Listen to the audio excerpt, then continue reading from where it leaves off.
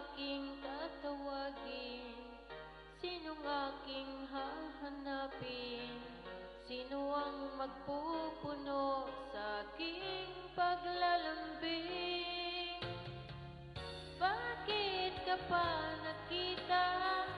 Bakit pa nakilala? Kung ang puso ko ay iiwan mo lang at sasaktan.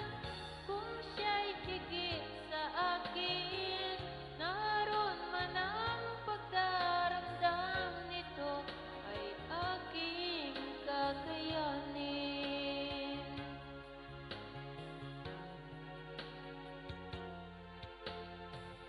Parang di ko yata